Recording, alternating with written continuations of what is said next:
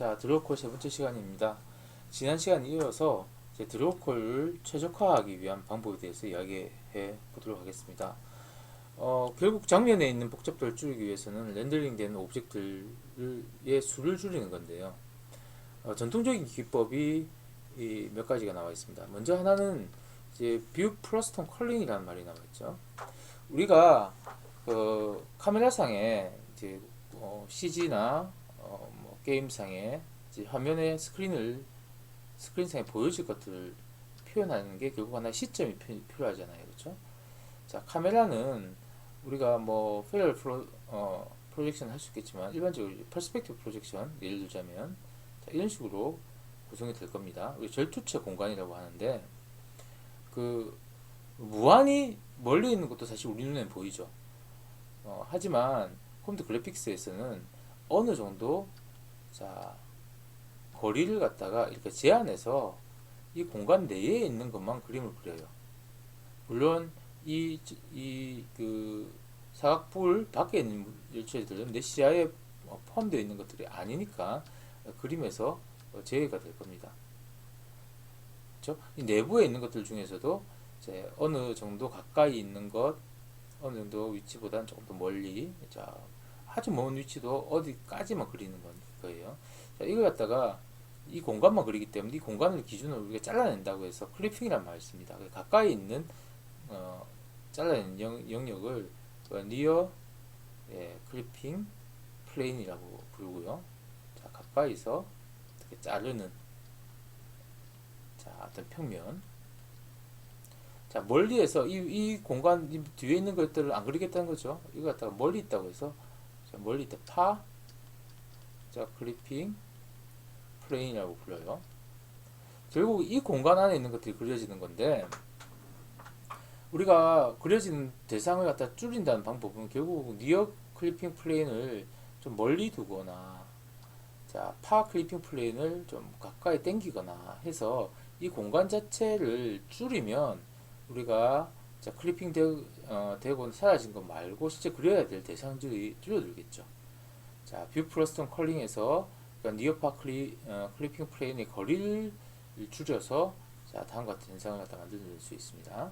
우리가 이제 어떤 씬의 컴플렉스를 줄일 수가 있습니다. 그런데 우리가 눈에 봤을 때 우리 뭐 아주 뭐 펼쳐져 있는 평야 같은 경우에는 어느 시점보다 멀리 있는 것들이 안 그려지면 정말 부자연스러울 거예요. 특히 내가 막 이렇게 앞으로 막 움직이고 있으면 장면에 내 앞에 시야에 나타나지 않았던 클리핑 프레임 밖에 있는 것들이 어때요? 이제 등장하게 되겠죠. 내가 움직이니까. 그럼 없던 것들이 갑자기 뭐 나무가 이렇게 등장한다든지 이러면 되게 좀 뭔가가 절크한 끊어진 현상들이 나타납니다. 우리 어떤 게임에서 보시면 큰 평원과 같은 경우 아주 넓게 펼쳐진 평원과 같은 경우에는 멀리 있는 사물에서 그렇게 없던 게 갑자기 툭툭 튀어나오는 경우를 많이 볼 수가 있습니다.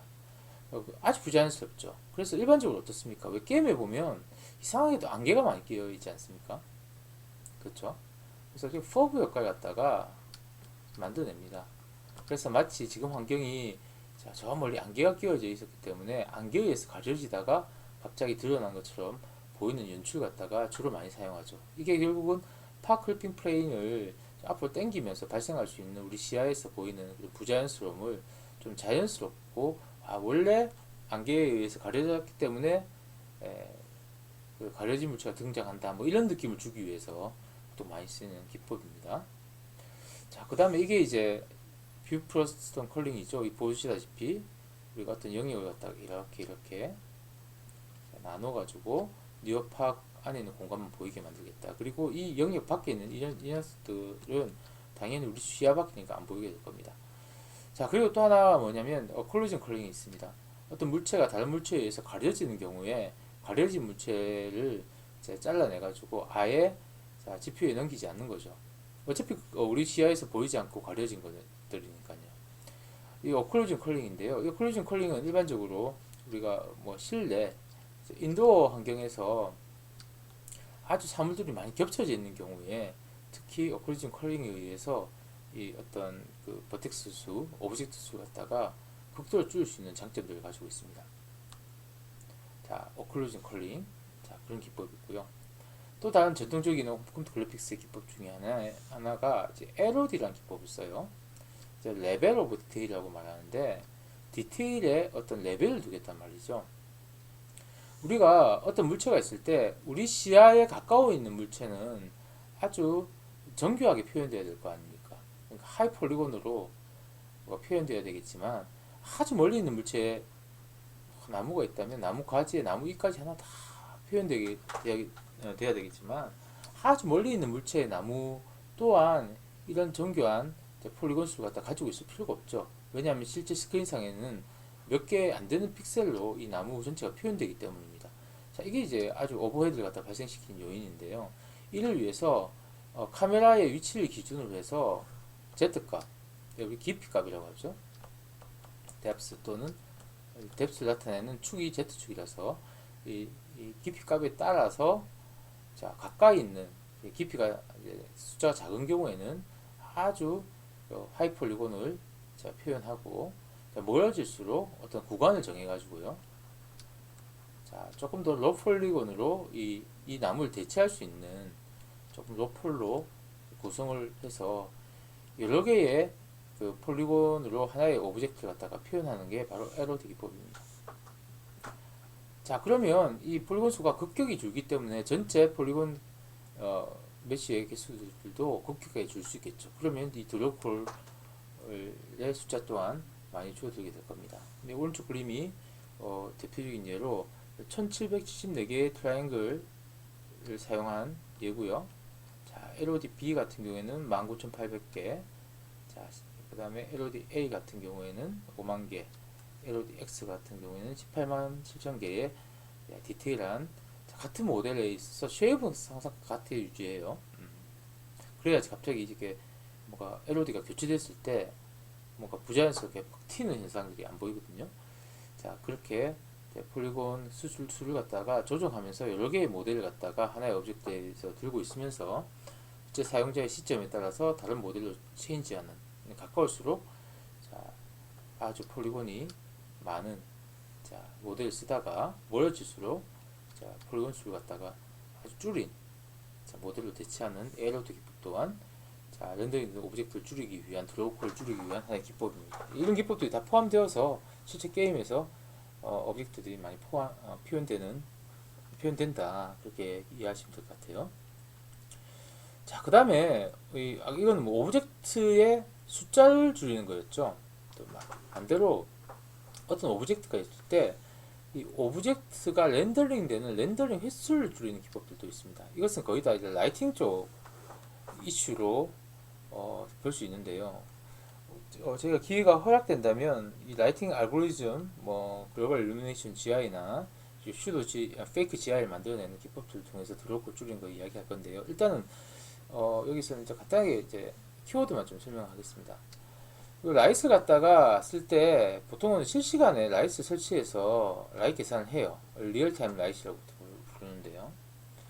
자, 그 드로우콜은 단지 오브젝트 메쉬의 개수뿐만 아니라 이제 라이트 개수만큼 또 드로우콜이 필요합니다. 왜냐하면 어떤 임의의 라이트 1번에 의해서 어떤 메쉬들이 어떻게 비치는지에 대한 계산이 드로우콜에서 처리가 되고요. 또 다른 라이트 2번에 의해서 또 어떻게 비춰서 반사되는지에 대한 계산들을 다 별도로 따로 하거든요. 자, 그리고 따라하는 결과들을 갖다가 나중에 합치게 됩니다. 그렇기 때문에 라이트 몇 개 쓰이냐에 따라서 드로우콜의 개수도 결정됩니다. 이건 물론 포워드 렌더링 기준입니다. 포워드 렌더링 같은 경우에는 이게 되게 취약하거든요. 디퍼트 렌더링 같은 경우에는 이런 문제가 없습니다. 자, 이것도 기회 되면 설명해 드리겠습니다. 일단은 뭐 이런 개념일 때는 뭐 무시할 수도 좋고요. 그래서 실시간에 라이트를 계산해서 그 버텍스나 그 정적 내부를 갖다가 채우는 대신에 미리 계산된 라이트를 쓰는 경우가 좋습니다. 라이트를 미리 계산한다는 것은 뭐냐면 보통 베이크드 라이트라고 하죠. 라이팅을 베이킹 한다고 표현합니다.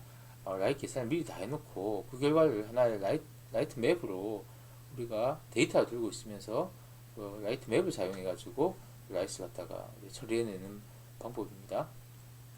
자, 이렇게 라이트 베이킹을 통해 쓸 수 있는데요. 이때는 이제 보통 이제 이 스태틱한 오브젝트에 대한 처리에서 베이크 라이트를 씁니다. 그 말은 어, 물체가 그 정적으로 고정되어 있는 경우에는 라이트이 그 자리에 그대로 있다면 변하지 않잖아요.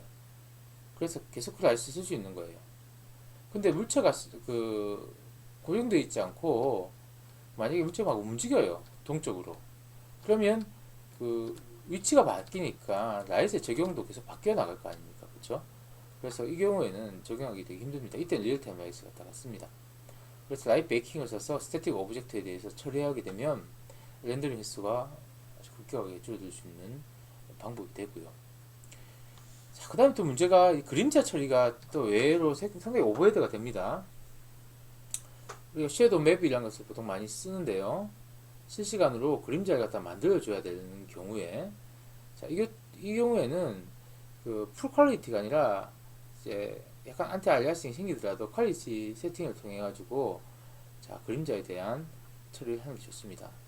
알리아싱 없이 깔끔한 그림자 만들겠다고 뭐 섀도우 캐스케이딩 기법 같은 것들 사용하게 되면 엄청난 드로우클이 발생합니다. 자, 그 이야기는 저 나중에 라이트에 관련된 부분을 갖다 따로 떼내서 강의를 좀 드리도록 하겠습니다.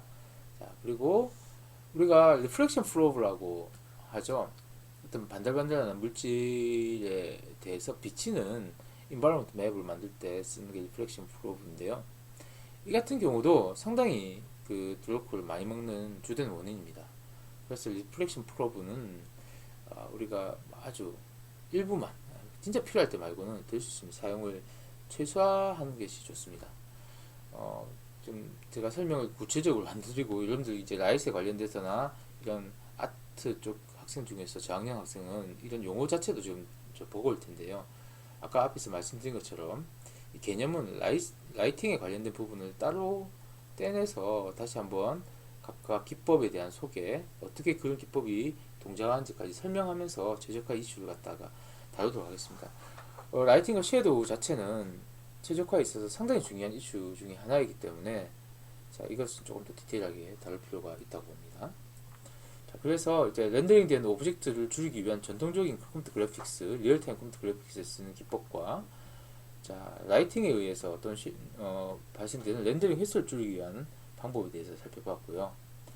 다음 시간에 우리가 잘 알고 있는 아틀라스부터